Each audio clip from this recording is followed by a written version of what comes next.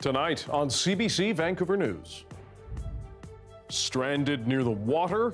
Now we're stuck in Tofino until the 24th or 25th. Or waiting for crucial deliveries? Once we're on the road, I don't care who you are unless it's an ambulance. You're not getting by me.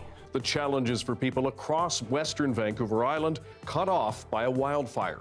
Plus, allowed to return. We understand everybody's excited to get home, get to their houses. 2,400 people forced to leave Tumbler Ridge because of a wildfire can go back home. And reopening after ruin. It's that sense of hope that, this soul has been lifted. The village of Linton ends its state of emergency as it works to rebuild from a catastrophic fire 2 years ago. This is CBC Vancouver News.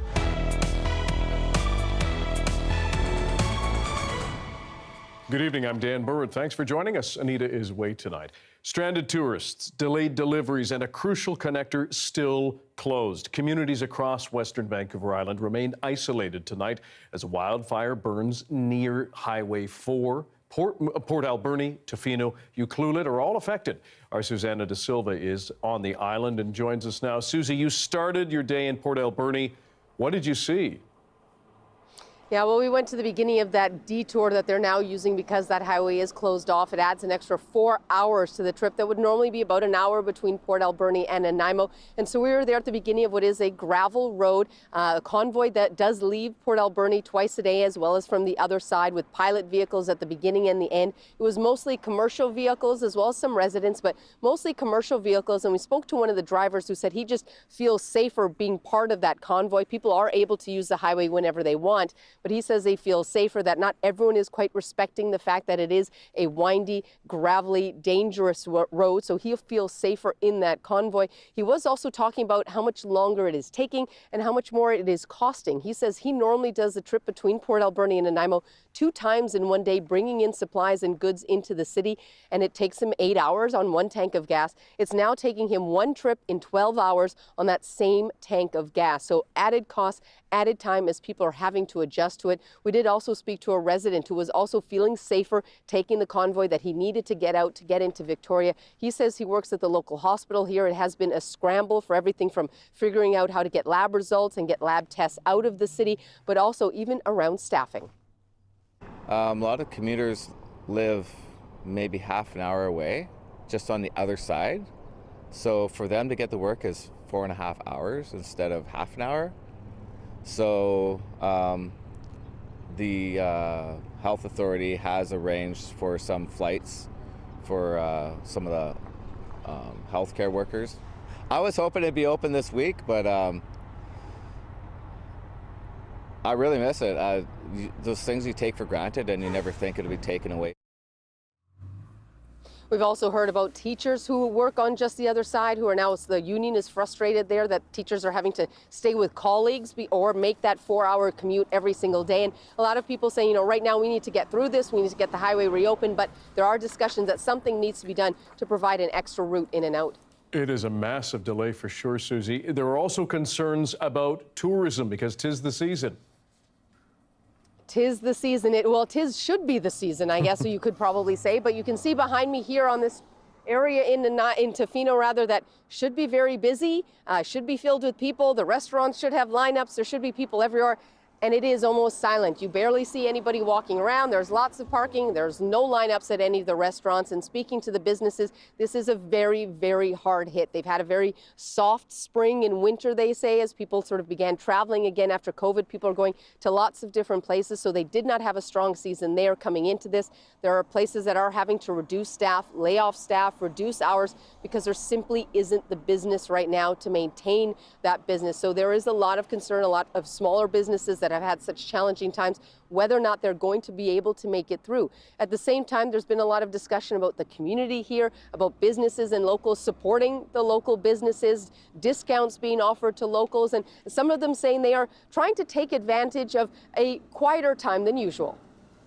All the locals kind of come out of their shell and people actually start going back to the restaurants and going to their favorite spots, bars or shows again, because you can get tickets for them, there's seats, you don't have to wait in line and things like that. So there's that sort of looming feeling that, let's just hope the road stays open. Let's hope the grocery store stays stocked. And as long as we have gas and stuff like that, you know, what else are we going to do besides hunker down?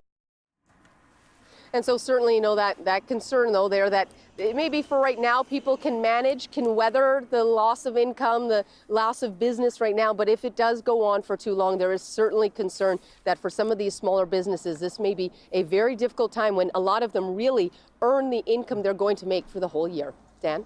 Susanna Da Silva live for us in the isolated community of Tofino. Thanks very much, Susie. Now to northeastern BC, where there is some relief. A week-long evacuation order because of a nearby wildfire has now been lifted, and about 2,400 people have been told they can go back to their homes in Tumbler Ridge. District officials have lifted the evac order that went into effect last Thursday because of the threat posed by the West Kiskatna wildfire. Residents were told to pack up their pets and essential belongings and look for temporary rooms in Chetwynd, Dawson Creek, and Fort St. John. The community's mayor says shifting winds were the biggest factor in allowing people to return home.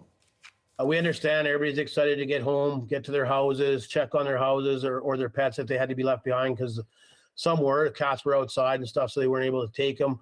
But we just ask them to be very patient on the way coming home. The West Kiskatna River fire is now 250 square kilometers large and still deemed out of control. An evacuation alert does remain in place for the community. Meteorologist Johanna Wagstaff joins us now with a forecast. Joe, better news for the 2,400 people forced out of their homes. What's the weather situation there? Yeah, as we heard, a shift in the winds, really not seeing those east to west winds for a sustained period. The main factor, but also cooler temperatures and some rainfall, sure helping the overall picture. Want to show you what's coming next because we're not done with the showers and the cooler temperatures. I've got one more Pacific system rolling in from the west that's already bringing showers to the Prince George region tonight. That will reach the northeast with a fresh round of showers, really seeing the most concentrated rainfall, though, through central and northern coastal sections. Right now, the winds are coming down from the north, so we're seeing that widespread air quality statement from Fort Nelson down to Kamloops. If you notice that haze in the Fraser Valley this morning, that was from our two fires in the northeast. Now, fire danger likely to come down from that orange and red with this fresh precip we're getting.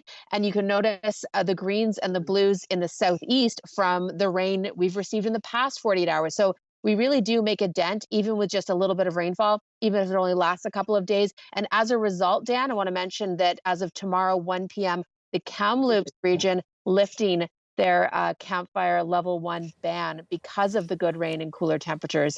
So that's some good news as we head into the weekend. And I've got more good news as far as the rainfall goes for most of the province coming up. Okay, thanks very much, Joe. This country's thoughts and concerns are focused tonight on a horrific highway crash in Manitoba.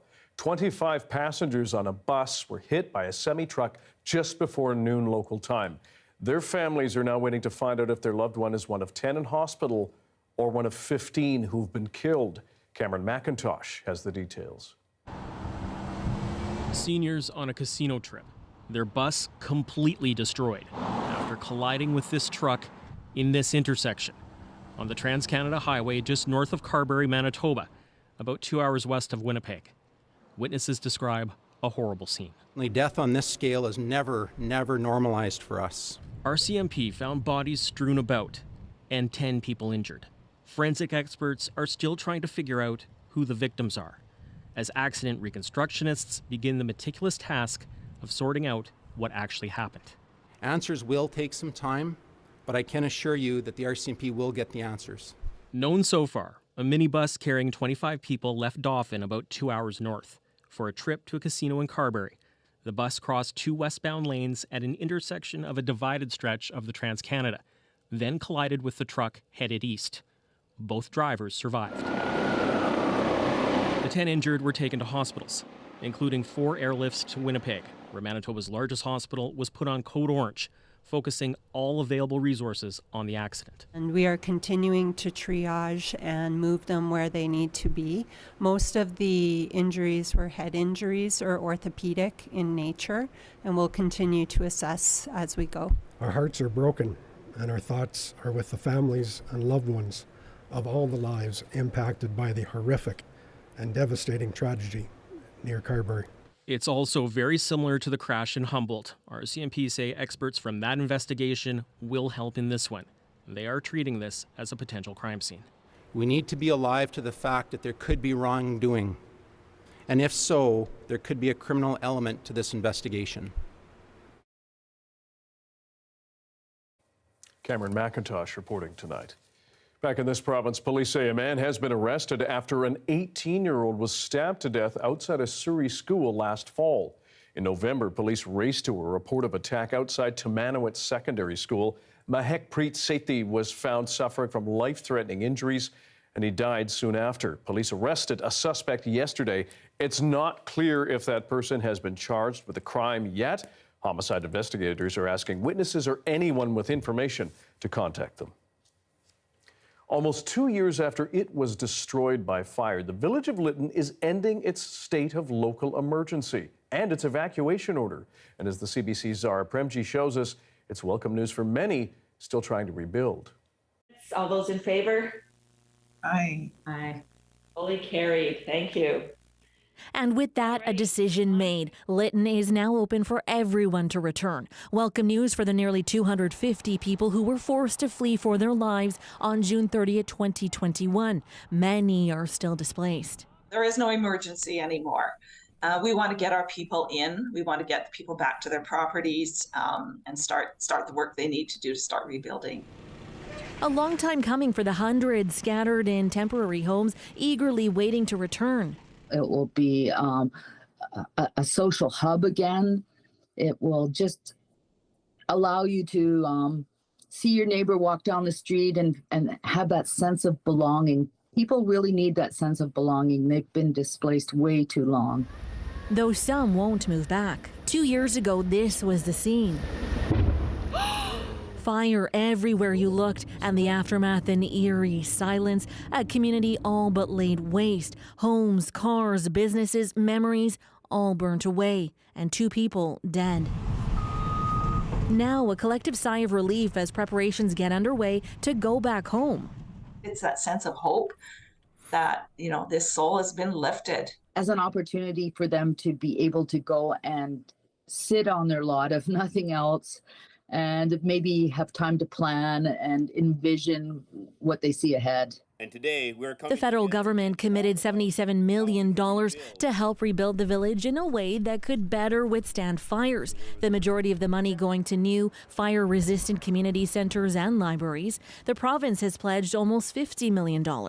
Likely, more support will be needed. The archaeological work has been done, the site remediated, and basic services present in the village. Beyond those services, Lightfoot can't wait to see her friends again when they return home. It is my community. It's where I pick up my mail, I get my groceries, I socialize, I meet with friends. The state of local emergency will officially be lifted on Monday. Zara Premji, CBC News, Vancouver. About 100 Vancouver police officers will soon wear body cameras as part of a pilot project. It comes a month after a coroner's inquest into the beating death of Miles Gray.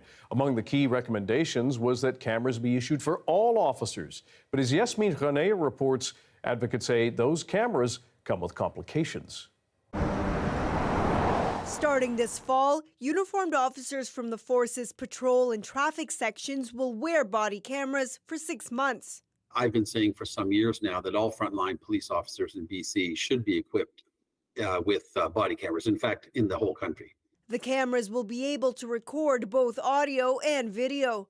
A jury recommended the technology at Miles Gray's coroner's inquest last month. Gray died after a violent confrontation with Vancouver police officers in 2015. A confrontation ruled a homicide. Only officers saw what happened. Victims of police brutality and their families have long called for body cameras as a way to enhance police accountability, including Gray's family. There needs to be accountability, body cams at the very least, more education. Vancouver Police first considered cameras for its officers over a decade ago, and Delta Police already have a pilot program underway. But advocates caution body cameras have serious limitations. The use of that technology would still fall within policing standards on a police act that provides far too much protection to police. Groups also say cameras won't necessarily prevent or stop violent and potentially fatal encounters with police. It's not the panacea that people might think it is, because, I mean, the perfect example for me is George Floyd, who was murdered with all the police wearing body-worn cameras. For its part, Vancouver Police says it believes the cameras will have a positive impact on policing and plans to eventually secure cameras for all frontline officers. Yasmin Ranaya, CBC News, Vancouver. A member of the Vancouver Police Board, meanwhile, has resigned abruptly to protest the board's handling of the school liaison officer program. Michelle Gassoub joins us now with more. Michelle, quite the meeting today.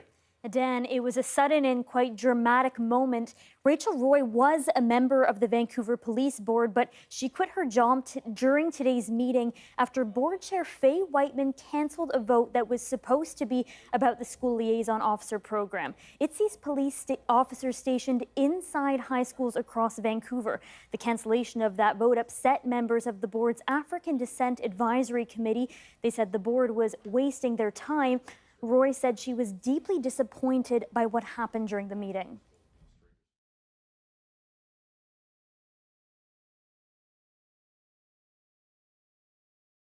And sorry for that technical trouble. Michelle, there has been debate about the school liaison officer program before. Remind us why this is a sensitive issue. Yeah, Dan, the program has been contentious for some time. It was actually axed back in 2021 because of concerns about the mental and physical well-being of students, especially students of color, saying they didn't feel safe with armed police officers in their schools. But the program was reinstated in November by a new school board. Many feel strongly that these officers are important for safety. One of the supporters is Mayor Ken Sim, who also chairs the police board. He says the SLO program was very key for his safety when he was in high school. He says he was targeted by two separate gangs when he attended high school at Sir Winston Churchill Secondary School, and that SLO program really did keep him safe when he was a teen. The Vancouver Police Department has said that the school liaison officers will wear less formal uniforms this fall. They'll have smaller, less visible guns, and they'll also have access to more cultural awareness training. Dan? Michelle Gassoub reporting live for us tonight. Thanks very much. Other news now. To help young adults living with addictions in BC, the province has announced 24 new substance use beds. The government says 6 beds will be available at Covenant House in Vancouver and dedicated to people 16 to 24 years old. They're set to be open by the end of this month. 18 treatment beds are going to be located at the Phoenix Society in Surrey. They opened up in May for men ages 17 to 24. The province says supports will be offered, including aftercare services to support people with safe and successful transitions back to the community after treatment. Unionized workers at SFU were on the picket lines today, escalating their call to action as they push for a new contract. We're fighting to address overwork. We're fighting to secure wage increases that actually keep up with the cost of living. We're fighting to increase benefits for mental health and to protect rights that we already have, but the employer wants to take away. The union has been without a deal for more than 2 years, and Camish says negotiations with their employer have stalled. Workers began limited job action on Monday after the university said it would cancel health care benefits for striking staff. As the province faces the threat of a record wildfire season, BC's premier says the need to fight climate change has never felt so urgent. So for the first time in 15 years, BC Hydro is gearing up to look for new sources of clean power. The province says BC Hydro, and First Nations will work together to generate more clean electricity, saying demand is expected to jump 15% in the next 7 years. David Eby says a recent forecast by Hydro with the BC Utilities Commission today confirms new sources of power will be needed 3 years earlier than expected. The call is set to launch next spring. This is not a return to the standing offer program. This is a new process, a competitive process that will work with independent power producers to deliver the power that we actually need and that is cost competitive. The province says it's promising $140 million to support Indigenous-led power projects as well. The minister responsible says the BC Indigenous Clean Energy Initiative will support smaller projects that may not otherwise be competitive.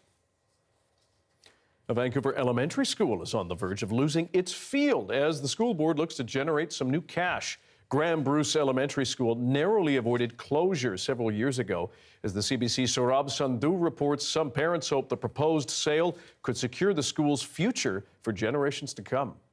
Students at Graham Bruce Elementary are participating in their annual sports day, unsure whether they would have their entire playfield available for the next year. And sports day will never be the same at Bruce if the subdivision plan is approved. According to a Vancouver School Board proposal, the field may be subdivided so that half could be sold or leased. The move is a part of board policy known as disposal of land and improvements, aimed at generating funds and addressing its capital commitments and priorities. But some parents say, and this was all done behind closed doors without consultation to the parent community.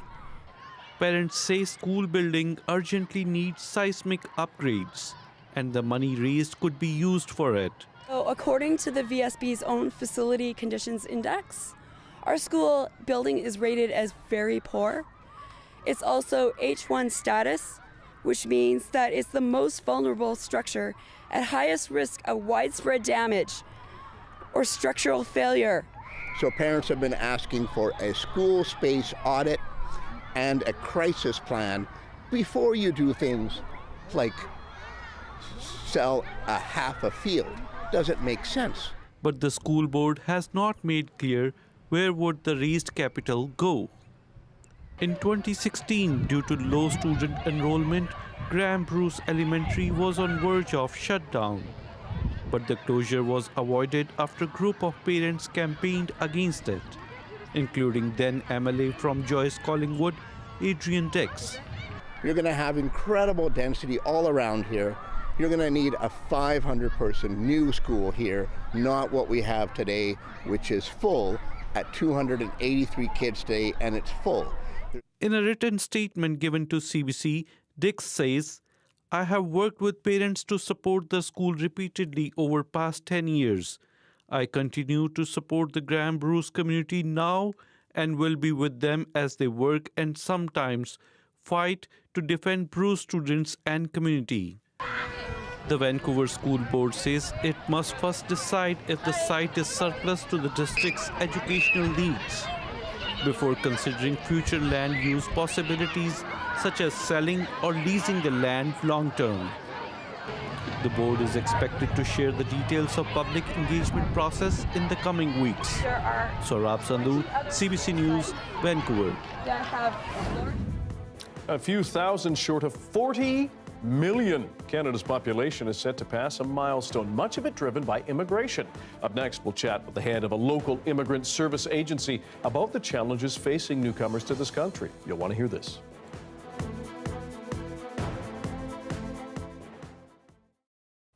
And hello to everyone watching our commercial-free live stream. Good to have you here.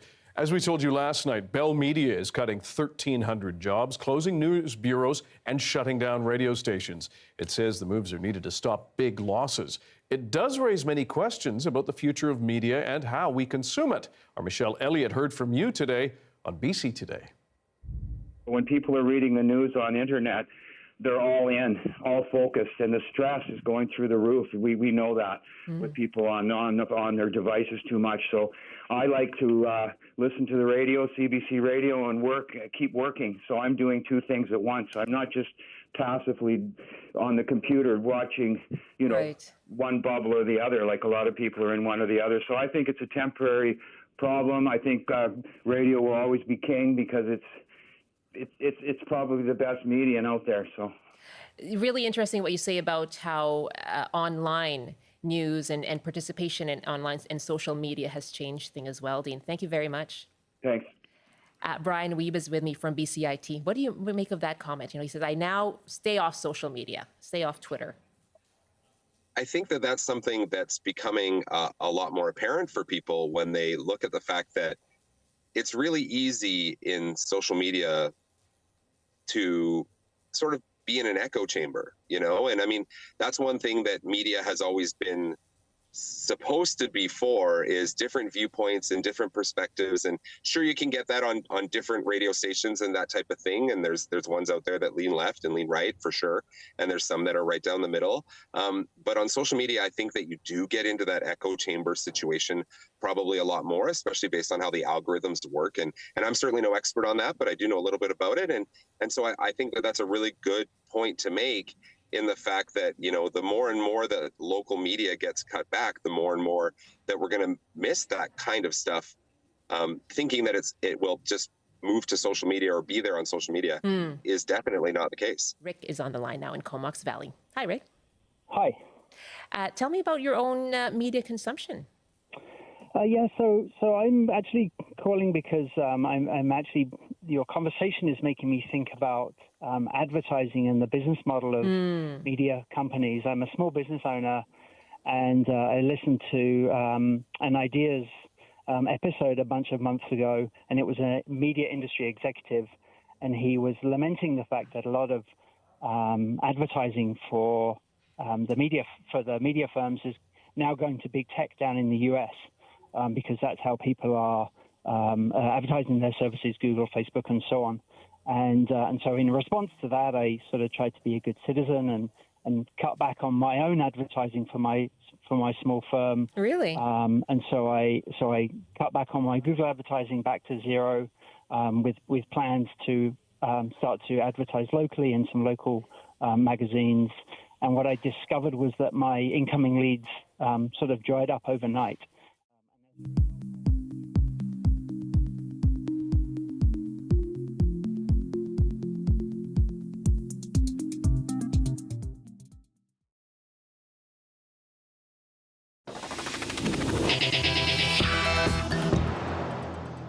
Call it a major statistical milestone being measured in real time. In just a few hours, possibly, Canada is expected to hit 40 million people. Statistics Canada's population clock, which you can see online, says we're about less than 2,500 people away. Much of our population surge driven by immigration. A rising population comes with all sorts of opportunities and challenges. More people come here to fill more jobs, and that brings more tax revenue.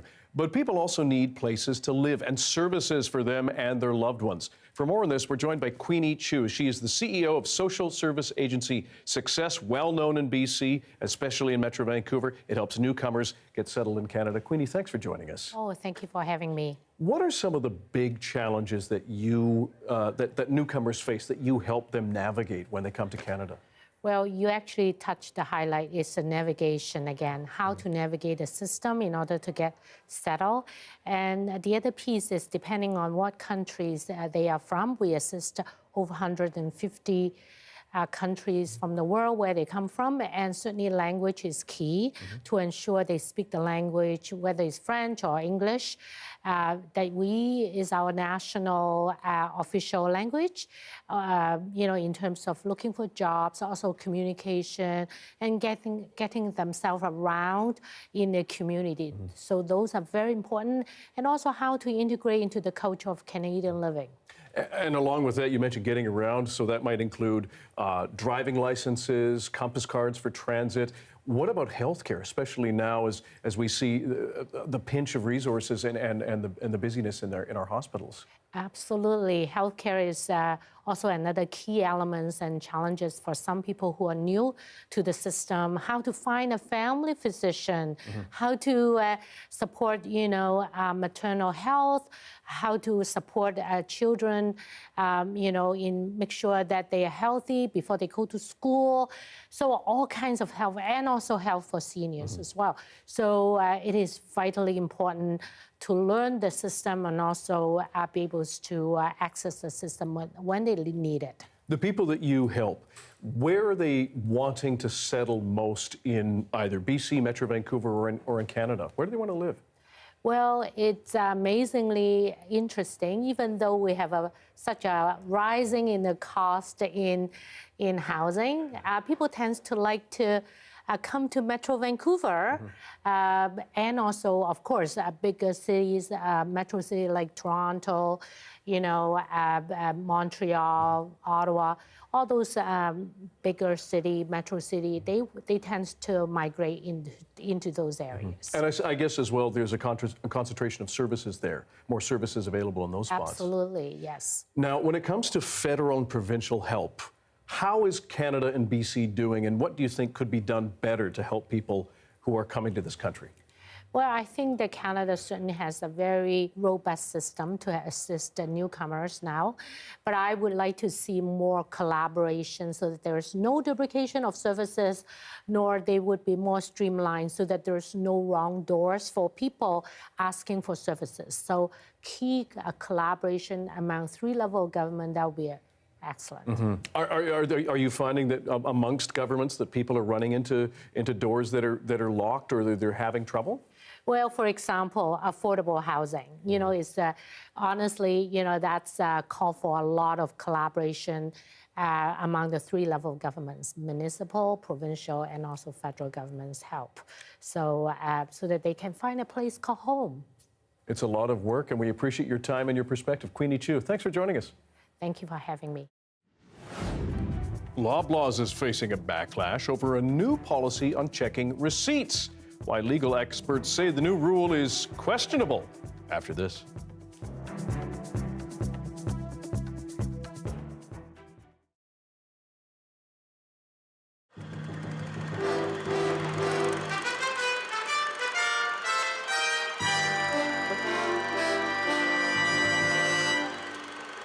And people are now throwing things and fueling that fire that has engulfed the car in front of the post office. Well, and now we're actually hearing some pops, some light explosions. And if you look to the left, that is another fire. Possibly it's a tear gas canister. I'm not sure. Let's not be so sure. I'm not certain because I'm a little bit of a distance away. But there's the big fire and we're seeing smoke in the bow. No, now I see the flames. Sorry, guys, that's a second fire in behind. And this is an area jam-packed with in excess of 100,000 people. This is the test. How quickly can police move people out of this crowd, as we've got hundreds of thousands of angry fans. And I'm in a fan zone that was just moments ago full of families and children. Now I'm going to turn around and see what I can see. Yeah, it is very close to now the Federal Library building. Flames almost hitting the glass. You've got the bird's eye view there, but it is very close. And now there's flags going in. So at the moment, anyone with families and children have gone in the opposite direction, as you can imagine, of this, Tony. But right now, it seems to be drawing a crowd of a certain type of fans who've been in and out of the bars. Every bar in Vancouver was packed. Let's hope people stay inside. But this is the situation right now. I don't see fire crews, and I haven't seen them move barricades to move in a fire truck. So that's what we're wondering right now. We do see a large contingent of police officers holding people back. But I'd be waiting to see some fire emergency crews come in. All right, we'll throw it back to you, Tony, and I'll get back to you with any more information I have. All right, Natalie, we're keeping an eye on that fire, and there are some periphery things going on. A few fights breaking up, perhaps fist fights. We don't exactly see what's going on, but we can see some movement in the crowds to the right of our position here. Now, fan zones have been set up all across the city during this playoff adventure, and Arthi Pohl joins us now from what we hope is one of the quieter ones in Surrey. Arthi?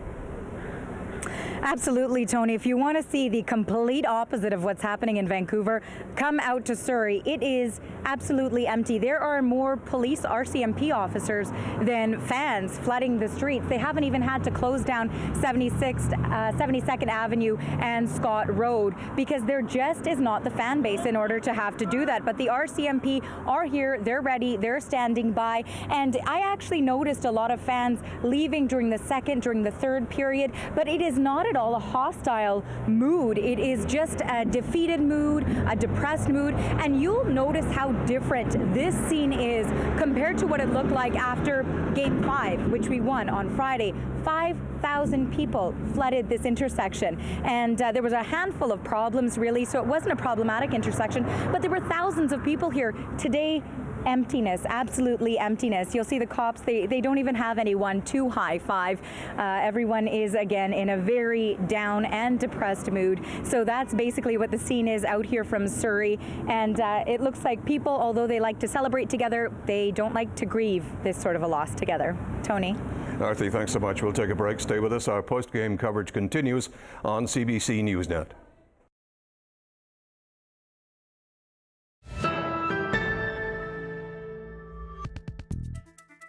The federal government has tabled a widely anticipated bill to help the transition to a green economy.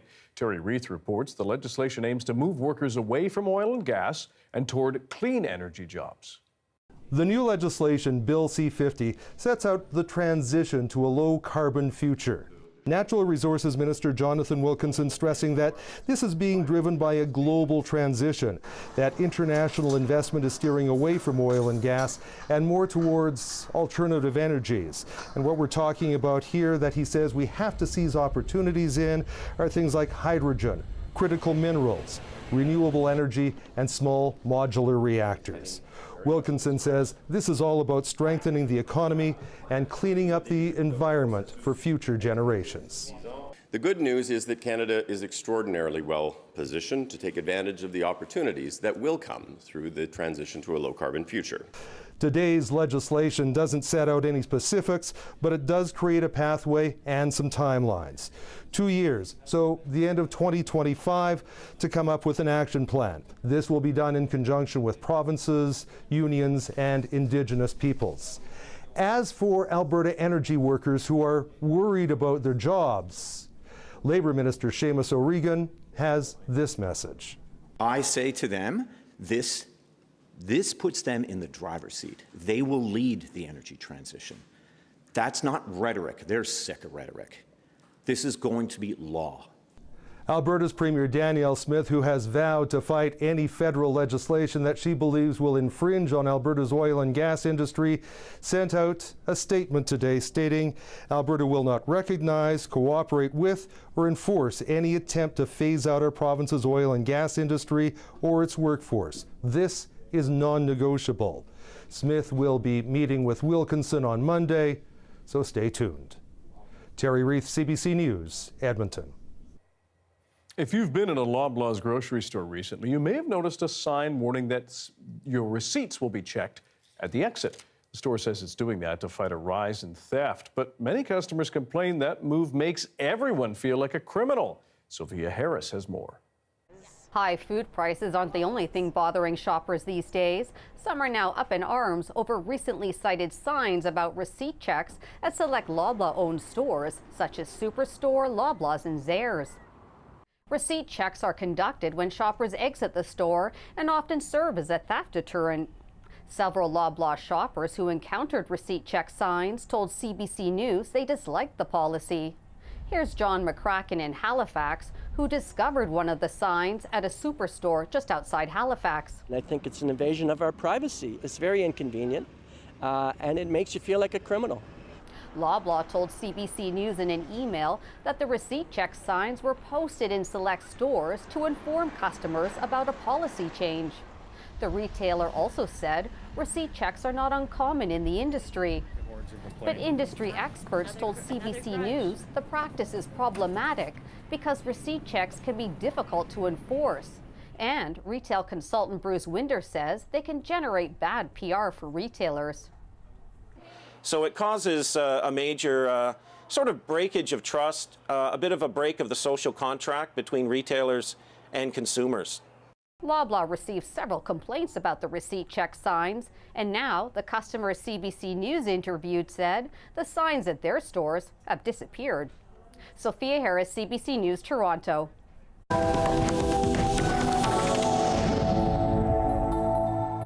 Almost 80 people have died after a crowded fishing boat carrying migrants sunk off the coast of Greece. Rescuers have saved more than 100 people, but officials believe there were hundreds more on board. Chris Brown heard from aid workers and survivors struggling to come to grips with the loss. With hope of finding anyone else alive in the sea off Greece gone, All that is left is to collect bodies.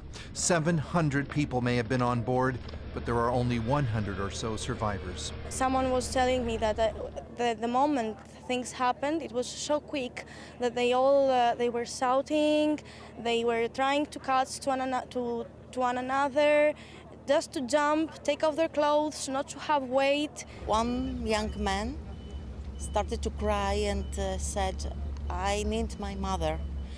This was a very difficult moment. I need my mother. This voice is inside my ears.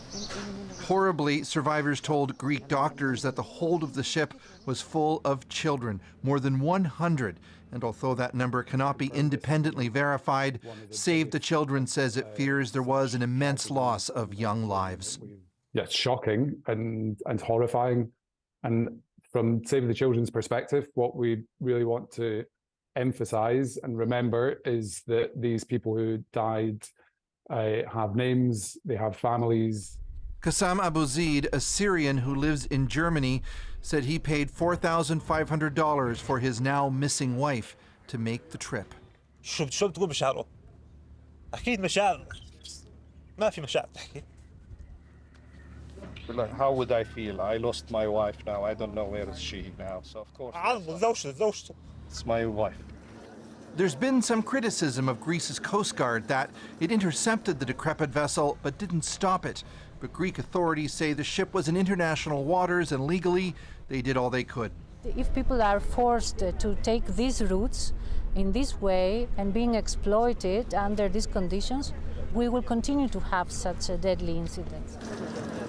There have been several arrests on suspicion of trafficking people across the Mediterranean, the most dangerous migrant crossing in the world. Chris Brown, CBC News, London.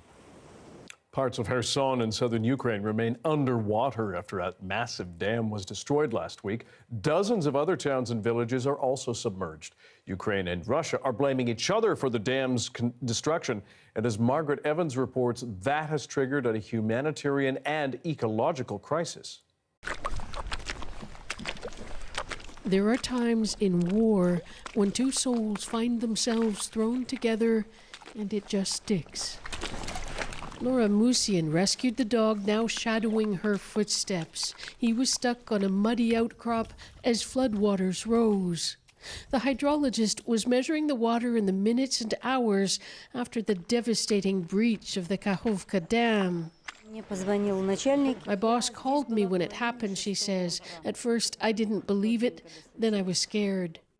She had reason to be. Waters in the reservoir upstream were soon flooding Kherson and the villages around it, stranding thousands and forcing others to flee. People rely on humanitarian hubs like this one.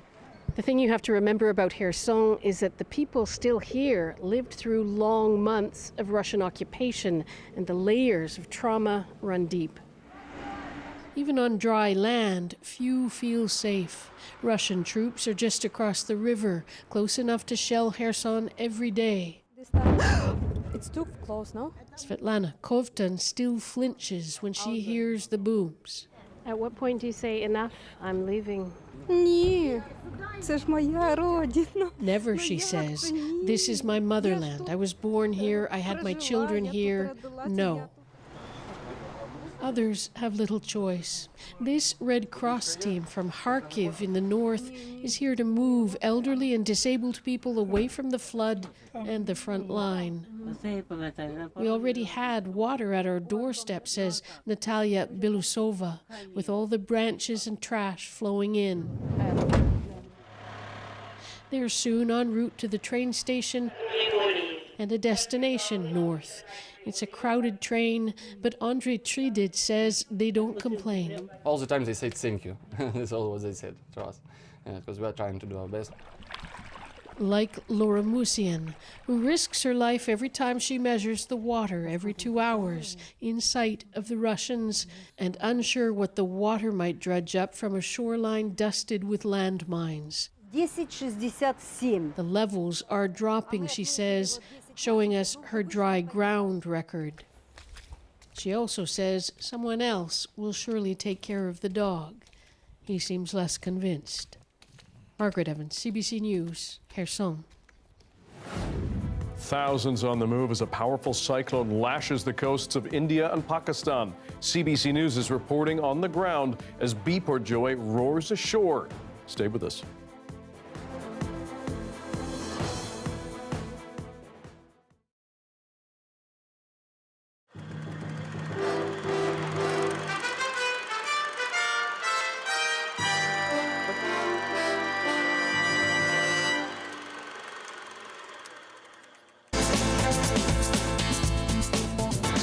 This is the scene now on Georgia Street in downtown Vancouver. We showed you a burning car earlier that had been turned over and then lit on fire. Moments ago, 2 fire trucks converged on the scene and they doused those flames. And now it appears, Natalie Clancy, that things are more or less under control. Am I right? Yes and no. Let's take another look at the live shot. To the left, there's another smaller fire, and people are throwing things on that. See behind that tree? I don't know how long that tree is going to last, but one of our producers is real close on the scene telling me they did set another fire, and police are on the scene. Just south of this shot is the large Vancouver fire truck that did quickly put out the car fire, but you can see some shenanigans going on there. There is a fire, and people now thinking to jump over it. We're watching that. You know who's got a bird's eye view of this is Shane Foxman. Shane, what did you see? Thanks very much, Natalie. As we mentioned, the car on fire. This is where I'm looking. When I look out the window of our studios, you can see the smoldering remains of the car right now. But when the car was on fire, there was people jumping onto the car while the car was on fire. It just amazes me that people weren't stampeding away from the fire, because who knows what's in the gas tank when it would explode. It was absolutely amazing to see. And then I watched the fire truck make its way down Georgia. They had to open up the barricades. The fire truck got through the people, and it was amazing how quickly. Hats off to the VPD, or Vancouver Fire Department, VFD, I guess it is, how quickly they were able to put that fire out. It was absolutely outstanding. Doesn't seem like there's any injuries there, but as Natalie mentioned, you could see other flames popping up nearby. It sounds like it's going to be a pretty busy night, Tony. It does indeed, Shane. Thanks very much. And it doesn't take much to set off a crowd like this after the disappointment they had tonight. Farther away from us, Melanie Nagy is keeping an eye on the scene on Granville Street. What's happening there, Melanie? Tony, it's interesting here right now. The mood seems to be shifting. Sometimes it feels very tense, then it just feels like people are leaving. I was told by emergency services, we were here by their command post, they are evacuating. That was the words that they used, that they are evacuating the area going to St. John. So that could just mean they're clearing out. But down into, behind me, further down, I'll see if we can give you a shot from our mass camera there. Now the police are putting on their riot gear and putting on their gas masks, so they're gearing up for armor. And we were told by emergency services that they will be making their way down here. There has been no word as to whether they will just engage and walk down Granville, but we are hearing that, and you will probably, if you're seeing that camera shot, I can't see it because it's further away from me, that they are gearing up. Now, if you come back to me, let's go back to the crowd here, just to give you a sense of Granville Street. When you take a look, it looks like that sea of blue and green, but since there is activity happening further away from us, police here, they're not taking any chances. They're getting prepared for anything. As I mentioned, you saw those shots. So right now, Tony, yeah, it's just ebbing and flowing, if you will. It gets tense, then it calms down. People are leaving. People are coming as well. We are also seeing public drinking as well. So it's shifting the mood here down on Granville Street. We're sharing really important information with the public, and I feel like this is exactly what our job is, especially as the public broadcaster, especially in morning radio. That's incredibly important. Land Back is a CBC original podcast where we uncover land theft in Canada and look at how Indigenous people are taking it all back. Land Back is out now on CBC Listen or wherever you get your podcasts.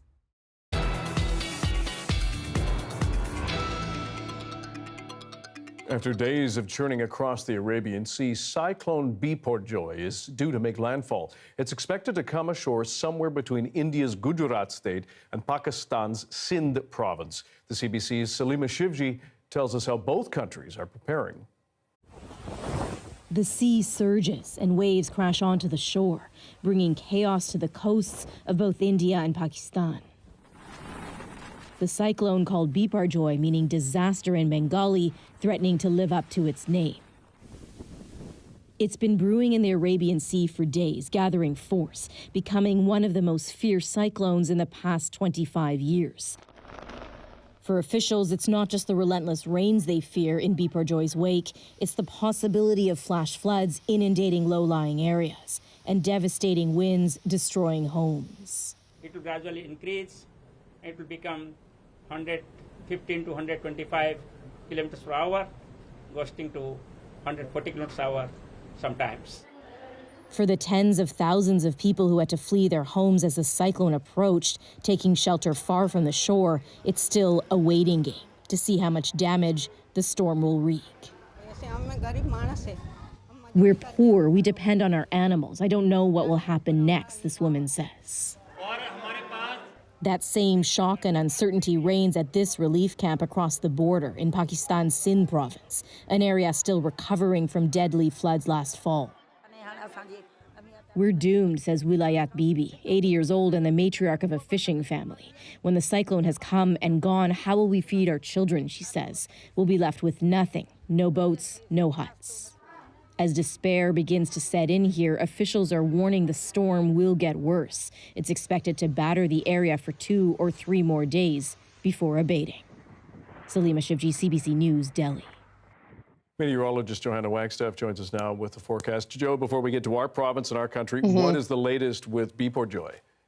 Yeah, the final warning has been issued on this cyclone as it basically spins out over the coast. I want to show you what it looks like right now on the satellite. It is still a powerful, almost Category 1 equivalent hurricane, but it is weakening.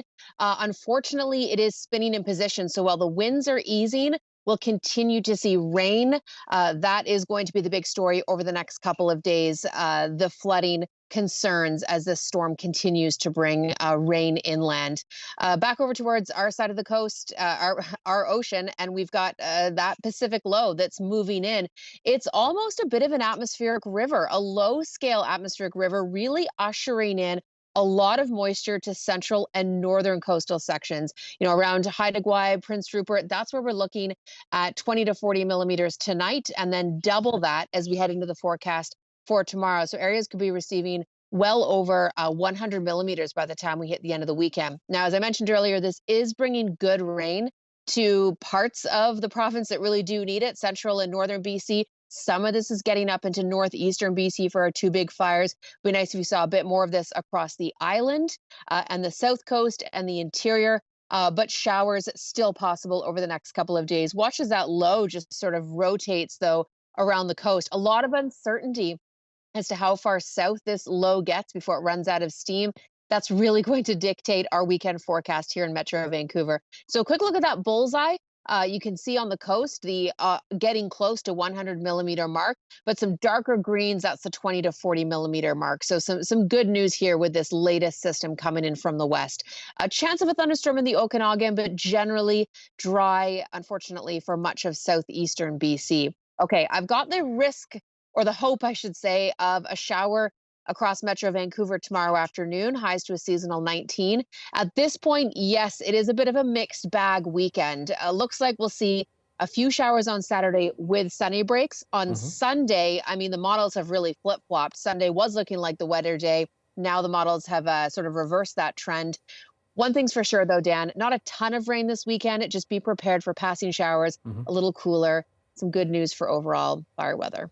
And yeah, and so basically, if you're not wearing flip-flops, be prepared to flip-flop. Be prepared to flip-flop. Dad joke. Thanks. Just in time for Father's Day. You're welcome. Well, every week, I know that was bad, Lisa Christensen has a few suggestions for some weekend plans. And this week's Getting Out, she takes you to Surrey in a sneak peek at a brand new spot. Oh, hi, it's Lisa Christensen here for Getting Out, your weekly look at all the events worth getting out to. And today I'm in Elgin Heritage Park in Surrey, and I'm about to go into the new Indigenous Learning House. So tell me about what we're looking at with the construction here. Yeah, it's a really neat venue. There's two distinct spaces. So we're currently in the outdoor covered pavilion area. And then behind us here is the designated artist studio space. Why is this important to have this space? To me, the opportunity to share some of our culture and history and arts with the broader public. And it officially opens this Saturday? That's right, June 17th, 11 a.m. We have cultural sharing. We have our dignitaries that are coming. There's going to be a cedar weaving demonstration by Semiahmoo artist Joan Williams in the space. Other demonstrations on site. There'll be food trucks. There you go, food trucks. That's what you were mentioning. On Sunday, the Vancouver Rose Society presents the 66th Biennial Rose Show at Flora Hall at Van Dusen Botanical Garden. It's a judged rose show featuring hundreds and hundreds of blooms freshly cut from members' gardens. This is a barn. But this weekend, it's the biggest garage sale event in all of Vancouver. The 7th annual Great Grandview Garage Sale takes place this Saturday. The 2022 edition brought people out on their front yards and sidewalks to sell with over 125 participants. Ooh, more shipwrecks of British Columbia. This weekend, you can enjoy the Strathcona Blocks Party. Shop the businesses on the 600, 700, 800, and 900 blocks of East Hastings and have a great time with food trucks, activities. Head to Strathcona. And that's been Getting Out for this week. I know I gave you lots of ideas on things you can do outside, but if you're heading inside, how about some shipwrecks? It was once the giant of the sky fighting fires with an enormous load of water. Grounded for years, though, the Mars bomber is set for one more flight. Where it's headed and why, after this.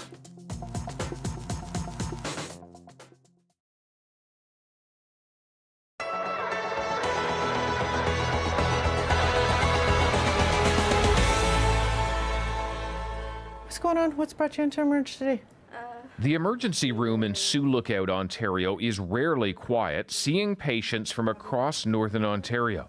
Like many rural and remote areas, getting doctors to live here is a major challenge. Do you think you'll ever work in a Toronto hospital? Definitely not Toronto. Dr. Brenna Duffy is bucking the trend. She only wants to work in smaller communities. No offense to my urban colleagues, but I just don't feel like you would get the same kind of challenges and interest. I mean, like I said, we have such complicated cases, it makes medicine fun. Come with me over to the ward. And Dr. Duffy is a graduate of the Northern Ontario School of Medicine. Now in its 15th year, it's doubling its student intake and finding success with its model, recruiting future doctors who come from smaller communities, training them away from big city hospitals so they'll stay rural and remote when they graduate. Do you think what you've got is the solution? I think it's part of the solution. Doctor and school dean Sarita Verma calls it the No Ordinary School of Medicine, in part because students spend much less time in a classroom. traditional healers can come and make their medicines because 90% of the patients here are Indigenous. Many of the doctors are not. This training intended to bridge their worlds. that's the birch bark fungus. It's really high in antioxidants. Blood sugar. At the nearby Lac Seul First Nation, soon-to-be doctors Rosemary Rankin and Tofino Unnisa are halfway through a 4-week live-in immersion on the reserve to better understand the communities they'll eventually serve. Tofino is from Timmins, Ontario. There's such a lack of healthcare due to the geographical limitations of Northern Ontario, and it made me want to, pursue it. We hear so much about crisis and failure inside Canada's medical system, but this approach is finding success and getting noticed by other medical schools nationwide. Students and graduates are keen to celebrate it. David Common, CBC News, Sioux Lookout, Ontario.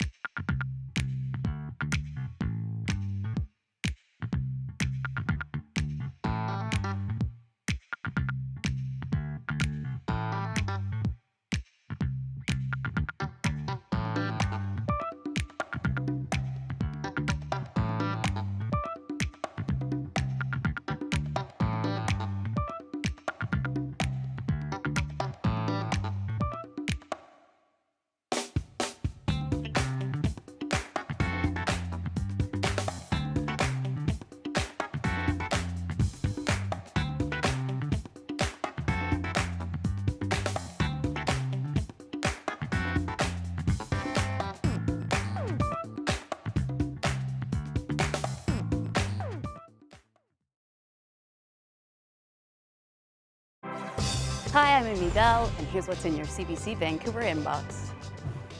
The 15th annual Latincouver Festival kicks off this July, and CBC Vancouver is proud to be the exclusive media partner. Enjoy a series of sensational Latin American experiences and the popular Carnaval del Sol Festival. And CBC British Columbia launches The Herb Original, a new podcast for Indigenous History Month. All episodes are available now on CBC Listen. The famed and mammoth Martin Mars water bomber was retired several years ago, but the last airworthy bird may get a second life on Vancouver Island. The Fighting Fire plane's owner, Coulson Aviation, is in talks with the BC Aviation Museum to have the Mars on display in Sydney. The Mars is iconic. You know, the red and white colored aircraft, this massive jumbo jet-sized aircraft that came around and could drop 8,000 gallons of water in a single drop, and it just squashed fires. The museum says it's still in negotiations to secure a spot in its collection for the plane, but believes it would be a huge attraction. No kidding. Thanks for being with us tonight on CBC Vancouver News at 6. Watch us online, our website, cbc.ca/BC and CBC Gem. Michelle Gassoub will have your late local news at 11 o'clock, right after the National. Good night.